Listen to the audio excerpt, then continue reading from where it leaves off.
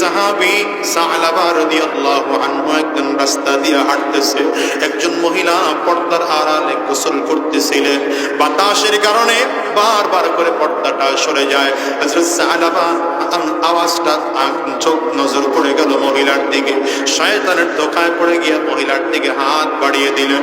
মহিলা ধমক দিয়া বলে, নবীর সাহাবী সাবধান, আমি তোমার হালাল স্ত্রী নই, আমার দিকে হাত বাড়াইব না।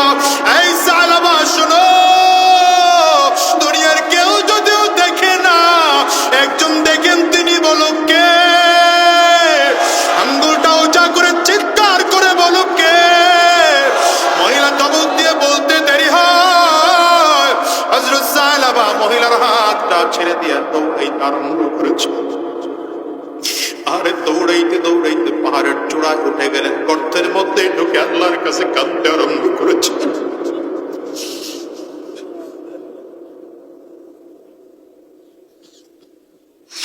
আল্লাহ, আমি অন্যায় করে ফেলেছি, গুনাহ করে ফেলেছি, পাপ করে ফেলেছি গো আল্লাহ, আমারে ক্ষমা করে দাও, মাফ করে দাও।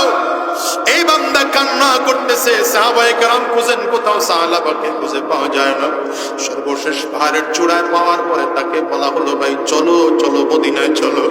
বলে, না, আমি যে অন্যায় করেছি, আমার চেহারা আমার নবীরে দেখাইতে পারবো না, আমি এখন গুনাহগার, এই চেহারা কেমনে আমি আমার নবীরে দেখাবো? না, তারপরে মদিনায় চলো। বারবার করে জোর করলে বলে, আরে তাড়াতাড়ি করে আমার হাত দুইটা আসামির মতো করে বাঁধো, কয়েদির যেমন করে হাতের মধ্যে রশি লাগাইয়া টেনে টেনে নিয়ে যাওয়া হয়, আমার হাতটাও এমন করে বাঁধো, মানুষ দেখলে যেন বুঝে আমি অন্যায় করেছি, আমি গুনাহ করেছি, আমি পাপ করেছি। ওরে কলিজার টুকরা যুবক, একবারের জন্য কি চিন্তা করেছো যেই পরিমাণ গুনাহ তুমি তোমার জীবনে করেছো, এই গুনাহের পরও কেমনে সমাজের মধ্যে মুখ দেখাও? সেই অন্যায় করেছো বাবার সামনে কেমনে মুখ দেখাও? আরে তওবা করে কেন মালিকের কাছে কাঁদো না? সালাবা চোখের পানিগুলো ফেলে কাঁদে আর বলে, আমি নবীর চেহারা দেখাইতে পারবো না, আমারে যদি নিতে হয় আমার হাতের মধ্যে রশি লাগাইয়া যেমন করে কয়েদখানার আসামিদেরকে নেওয়া হয়, আমারও তেমন করে মদিনাতে নিয়ে যাও। সাহাবী হাতের মধ্যে রশি লাগাইয়া টানতে আরম্ভ করেছে। মদিনাতে ঢোকার আগে বলে, ভাই দাঁড়াও, আমারে আগে নবীর কাছে নিও না, আমি এই চেহারা আমার নবীর দেখে দিতে পারবো না, আমারে যদি নিতে হয় একটু ভাই আবু বকরের কাছে নিয়ে যাও, তিনি নরম মানুষ আছেন, আমি তার কাছে একটু যাও।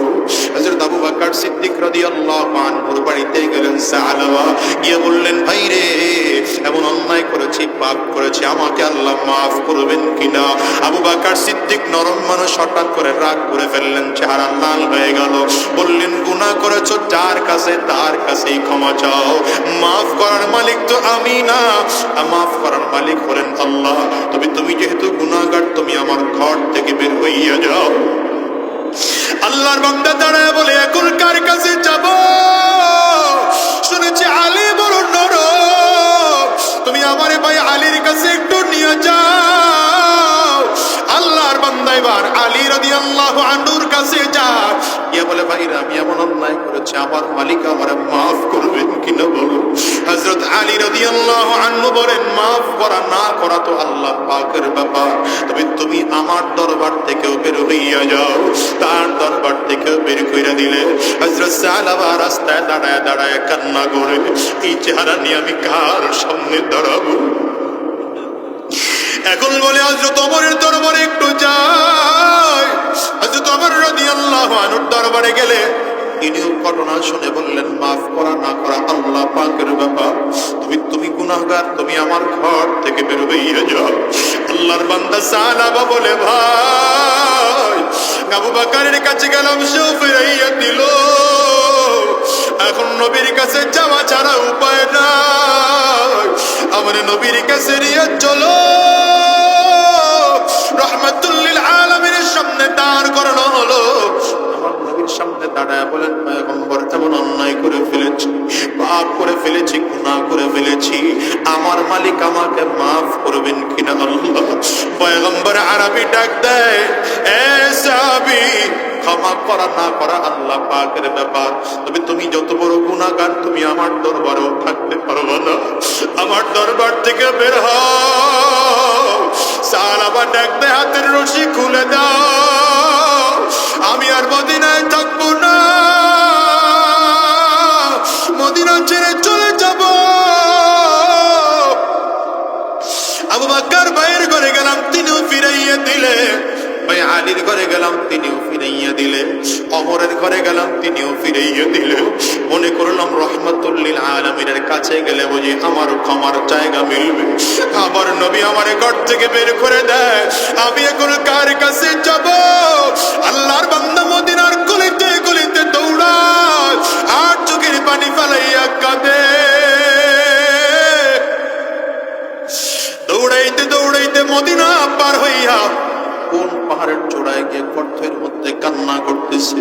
একদিন, 2 দিন করে করে 3 দিন হয়ে গেল। 3 দিন পরে জিবরিল আমিন এসে আমার নবীকে ডাকতেন, পয়গম্বর কেন সাহাবাকে আপনার দরবার থেকে ফিরাইয়া দিলে? ওর কান্নার এত পাওয়া,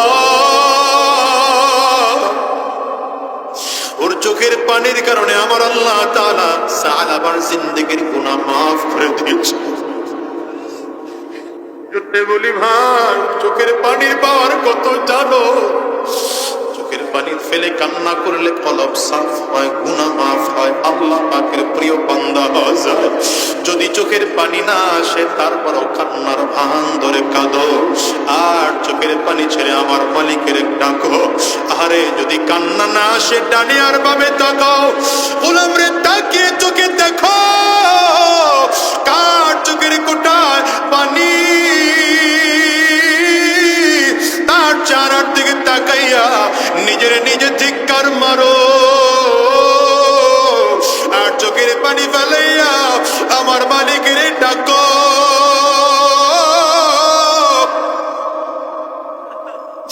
ওরে দুনিয়ার যুবক, সাহালা এবার পাহাড়ের চূড়ায় রহমতের নবীর কাছে 3 দিন পরে আয়াত নাযিল হয়ে গেল।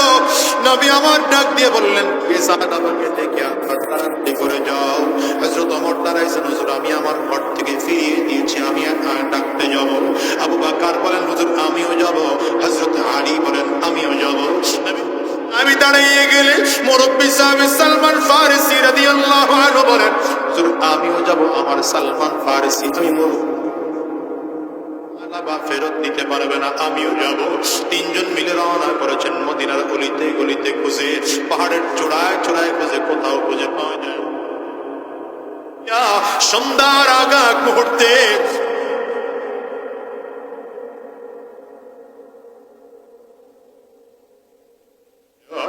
রাকাররা বলে, আমরা দেখি নাই, চিনি না, নাম কি তার জানি না, তবে এমন একজন লোক আছে পাহাড়ের চূড়ায় বসে সে কাঁদে।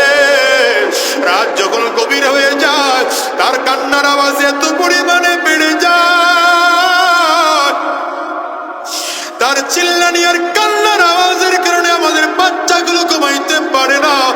তোমরা কি তারে খুঁজো? হযরত ওমর বলেন, ভাই এই লোকটার কেউ না, এনি সাহাবা চলো। ধীরে ধীরে ধীরে ধীরে পাহাড়ের চূড়ায় উঠতে আরম্ভ করেছে। আস্তে আস্তে করে অন্ধকার নেমে আসে, রাত গভীর হয়ে যায়। আহারে তাকিয়ে দেখেন সাহাবা চোখের পানি ফালাইয়া ফালাইয়া কান্দে আর ডেকে বলে, দয়ার মালিক, মদিনার দিকে তুমি তোমার কুদরতি নজর দিয়ে তাকাও।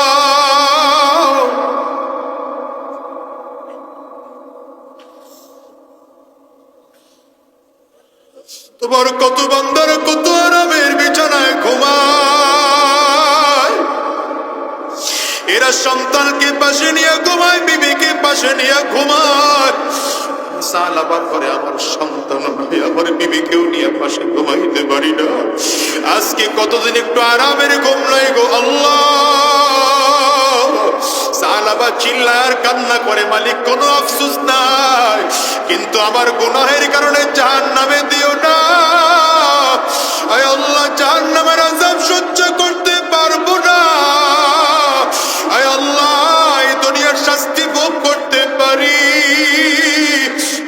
জাহান্নামের আযাব আমি সহ্য করতে পারবো না। হযরত সালাবার কান্না দেখে আমার ফারুক গিয়ে জড়াইয়া ধরলেন, সালাবা তোর জন্য আল্লাহ পাকের পক্ষ থেকে ক্ষমার ঘোষণা আসছে, চল ভাই মদিনায় চল। সালাবা কান্না করে আর বলে, আমি যাব না, কারণ আমার নবী আমার উপরে বেজার। ওমর বলেন, আমরা চারজন মিলে সাক্ষী দিচ্ছি আমার নবী তোমার উপরে খুশি আছে, চলো নবীর কাছে, নবীর দরবারে গেলে নবী তোমারে ফিরাইয়া দিবেন। হযরত ওমর ফারুক রাদিয়াল্লাহু আনহু বলেন, সাহাবাকে নিয়ে আমরা মদিনার দিকে আসতেছিলাম, এমন সময় সে মসজিদ নববীতে উপস্থিত হইলাম, তখন নামাজের ইকামত চলতেছিল। হযরত ওমর বলেন, আমরা সামনের কাতারে জায়গা পাই নাই, আমরা কয়েকজন সাহাবী এসে পেছনের কাতারে দাঁড়িয়ে গেলাম। রহমতের নবী নামাজের মধ্যে সূরা তিলাওয়াত করতেছে, আল্লাহুম্মা তাকাসুর।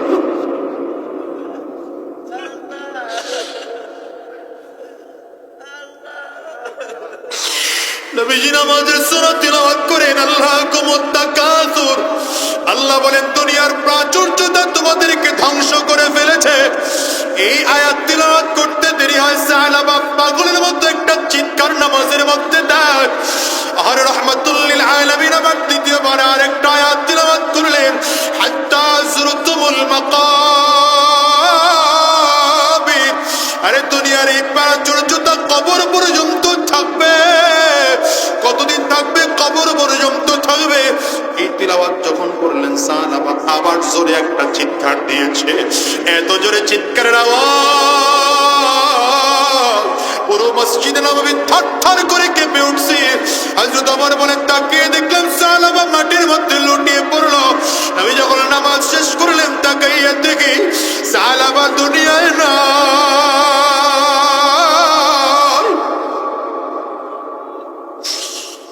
সাহাবা জমিন থেকে বিদায় হয়ে আমার মালিকের ডাকে চলে গেছে। ওরে দুনিয়ার যুবক, এতটুকু গুনাহের কারণে যদি এমন চোখের পানি পড়তে হয়, এমন তওবা করতে হয়, তোমার আমার জীবনে কেমন কান্না দরকার বলো? এই গুনাহের জন্য মালিকের কাছে কেমন কান্না দরকার? এই জন্য বলে যায়, এরে দুনিয়ার যুবক, দুনিয়ার তলে পড়ে পড়ে এই দুনিয়ার একজন মেয়ের দিকে তাকাইয়া নিজের গুনাহের সাগরের মধ্যে ডুবে আমার জন্য কত বড় নেয়ামত জান্নাতের মধ্যে রাখছেন জানো না? এই জন্য দুনিয়ার পাগল নয়, পাগল যদি হতেই হয় আমার মালিকের পাগল হও, দুনিয়াও ভালো আখিরাতও ভালো। পাগল বলে হবো কার? আঙ্গুলটা উঁচা করে চিৎকার করে আওয়াজ করে জোরে বলো কার? আরো জোরে বলো কার? চিল্লায় আরো জোরে বলো কার?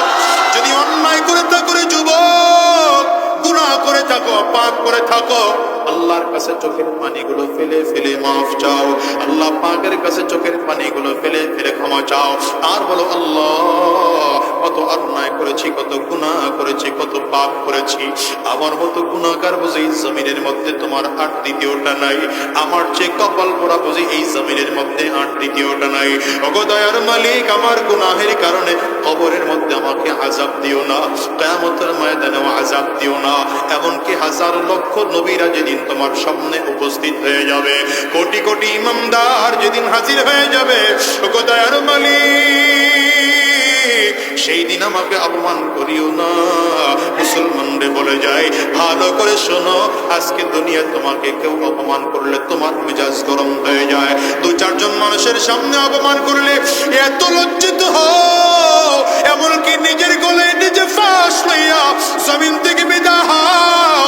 একটা বারের জন্য ওকে ফিকির করেছো, কিয়ামতের ময়দানে যেদিন লক্ষ লক্ষ নবীরা থাকবে, কোটি কোটি কোটি কোটি ইমানদাররা যেই দিন থাকবে, আল্লাহ পাকের অগণিত ফেরেশতারা যেদিন থাকবে, আমার মালিক যদি ডাক দেয়, রে গোলাম, আমি তোর আমল নামায় একটা গুনাহ দিয়ে দুনিয়ায় পাঠাই না, আজকে আমল নামায় এত কেন গুনাহ?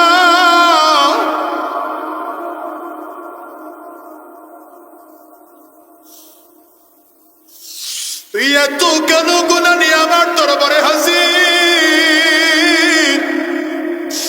বলো তো, মালিকের সামনে দাঁড়া কি জবাব দিবার যুবক? বলি সাবধান, দুনিয়ার টালে পরে আমার মালিককে ভুলে যাইও না। আমার মালিকের কথা দুনিয়ার টালে পরে ভুইলা যাইও না। আখিরাতের কথা আমার মালিককে ভুইলা যাইও না। দুনিয়া একটু সম্পদের মালিক হইয়া আমার মালিককে ভুইলা যাইও না।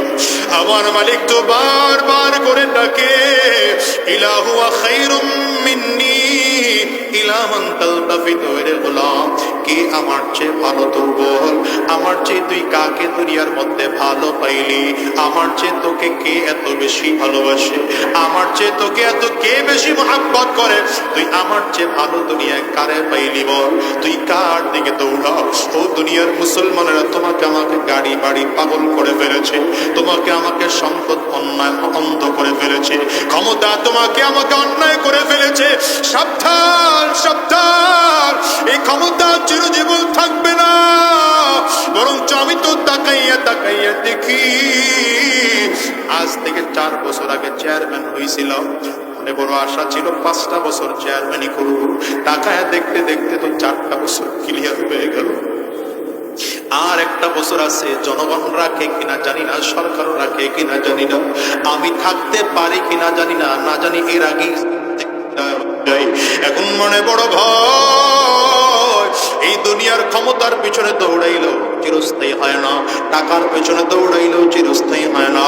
কিন্তু আমার মালিকরে যদি পাগলের মতো করে ভালোবাসতে পারো, আমার মালিকরে যদি বলো, আয় আল্লাহ তুমি আমার রব, তুমি আমার মালিক, তুমি আমারে খালি ফিরাইয়া দিও না। এই ময়দান থেকে আল্লাহর কাছে ডেকে ডেকে আল্লাহরে বলো, আয় আল্লাহ গুনাহের কারণে তুমি আমার থেকে চোখ ফিরাইয়া দিও না।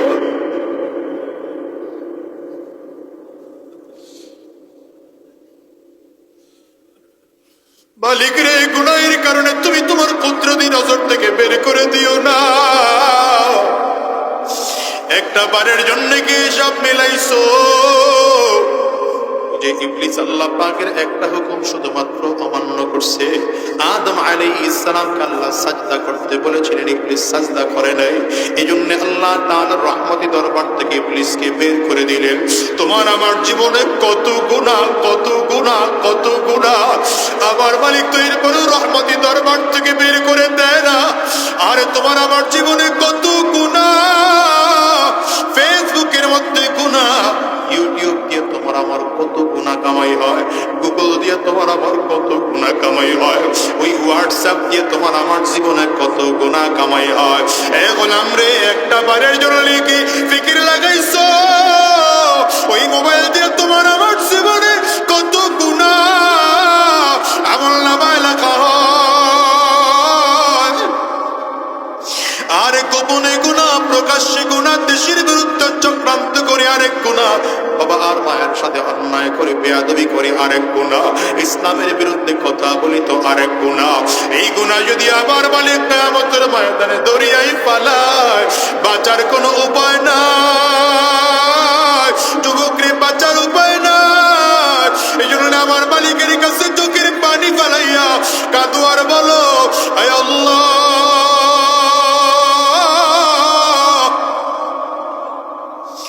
অন্যায় করিয়া ফেলাইছি, পাপ করিয়া ফেলাইছি, গুনাহ করিয়া ফেলাইছি। এখন তুমি যদি মাফ না করো, আমার দ্বিতীয় কোনো দরবার নাই যার দরবারে গিয়ে দাঁড়াবো।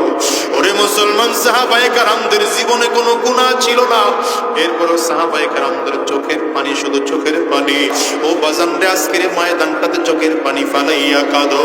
চোখে যদি পানি না আসে, কান্নার পানটুকু হলেও ধরো, ডানে আর বামে তাকাও, আর তাকাইয়া দেখো কার চোখের কোটায় পানি।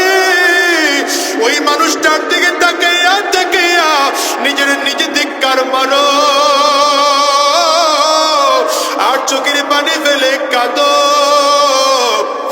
কারণ দুনিয়ার ঘরে আগুন লাগলে যেমন চোখের পানি ছাড়া নিভানো যায় না, দুনিয়ার ঘরে আগুন লাগলে যেমন পানি ছাড়া নিভানো যায় না, ওই কবরেও যে জাহান্নামের আগুন, ওটাও কিন্তু চোখের পানি ছাড়া নিভানো যাবে না। আল্লাহ আল্লাহ আল্লাহ, আয় আল্লাহ তুমি আমাদের জিন্দেগির গুনাহগুলো মাফ করে দাও। তোমার গোলামদের দিকে তাকাইয়া দেখো, এদের চোখের কোটায় পানি, কারো চক্ষু দুইটা লাল, কারো চোখ দিয়ে কাল বেবে পানিগুলো পড়ে। এরা জাহান্নামের ভয়ে কান্না করে, তোমার আযাবের ভয়ে কান্না করে মালিক। আয় আল্লাহ, আমরা সবাই মিলে ওয়াদা করলাম আর হারাম রাস্তায় চলবো না, আর গুনাহের রাস্তায় কদম বাড়াবো না, আর হারাম রাস্তায় কদম বাড়াবো না। আল্লাহ, কারা কারা ওয়াদা করতে তৈয়ার? দুইটা হাত উঁচা করে আমার মালিকের দেখা। বাজানরা চোখের পানি ফালাইয়া আমার মালিক চিৎকার করে জোরে ডাক দাও আল্লাহ, জোরে ডাক দাও আল্লাহ, আরো জোরে ডাকো। দয়া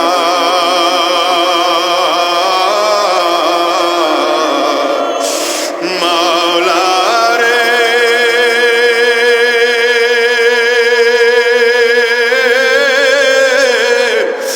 ওগো দয়ার মাশূক রে। আল্লাহ আল্লাহ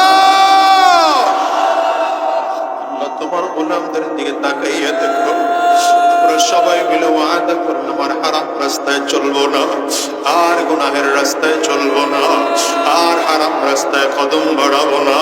যতদিন এই জমিনে বেঁচে থাকবো তোমার গোলামি করব। আল্লাহ, তুমি কবুল করে না। আওয়াজ দিয়া বলো আমিন, আরো জোরে চিল্লায় জোরে বলো আল্লাহুম্মা আমিন। আলহামদুলিল্লাহি রাব্বিল আলামিন, والصلاة والسلام على سيد الأنبياء والمرسلين. ربنا ظلمنا أنفسنا وإن لم تغفر لنا وترحمنا لنكونن من الخاسرين. ربنا لا تزغ قلوبنا بعد إذ هديتنا وهب لنا من لدنك رحمة إنك أنت الوهاب. رب ارحمهما كما ربياني صغيرا، رب ارحمهما كما ربياني صغيرا. ربنا فاغفر لنا ذنوبنا وكفر عنا سيئاتنا وتوفنا مع الأبرار. رب العالمين মেহেরবান খুদা, আমাদের জিন্দেগির গুনাহ খাতাগুলো মাফ করে দাও। আয় আল্লাহ, আমরা জীবনে যত গুনাহ করেছি, জেনে না জেনে, বুঝে না বুঝে, ইচ্ছায় বা অনিচ্ছায়, গোপনে প্রকাশ্যে, দিনে রাতে, সব গুনাহ থেকে তোমার দরবারে মাফ চাই, মেহেরবানি করে মাফ করে দাও। আয় আল্লাহ, আজকের এই মাহফিলকে তুমি কবুল আর মঞ্জুর করে নাও। যতদিন এই জমিনের মধ্যে বেঁচে থাকবো তোমার গোলামি করার তৌফিক দিয়ে দাও। আয় আল্লাহ, জমিন থেকে যখন বিদায় হয়ে যাব, ঈমান নিয়ে যাওয়ার তৌফিক দিয়ে দিও। আয় আল্লাহ, শয়তানের ধোঁকা থেকে হেফাজত করো, জালিমের জুলুম থেকে হেফাজত করো, হিংসুকের হিংসা থেকে হেফাজত করো। আয় আল্লাহ, আমাদেরকে দ্বীন ও ইসলামের জন্য কবুল করে নাও, আমাদেরকে কোরআনের জন্য কবুল করে নাও। যে মাদ্রাসার উদ্যোগে মাহফিল, এই মাদ্রাসাকেও কবুল করে নাও। মাদ্রাসার যত হাজাত আছে গায়েব থেকে মিটিয়ে দাও আল্লাহ। আয় আল্লাহ, যতদিন এই জমিনে বেঁচে থাকবো তোমার গোলামি করার তৌফিক দাও। আজকের এই মাহফিল করতে গিয়ে যারা টাকা পয়সা মেধা শ্রম বুদ্ধি দিয়ে সহযোগিতা করেছেন, প্রত্যেককে তুমি কবুল আর মঞ্জুর করে নাও। আয় আল্লাহ, এই মাদ্রাসার আসাতিজায়ে কেরাম তুলাবে ইলমদেরকেও কবুল করে নাও। রব্বে কারীম, এই এলাকাকে তোমার দ্বীনের জন্য কবুল করে নাও, ইসলামের জন্য কবুল করে নাও, কোরআনের জন্য কবুল করে নাও। সুবহানা রাব্বিকা রাব্বিল ইজ্জাতি আম্মা ইয়াসিফুন ওয়া সালামুন আলাল মুরসালিন ওয়ালহামদুলিল্লাহি রাব্বিল আলামিন।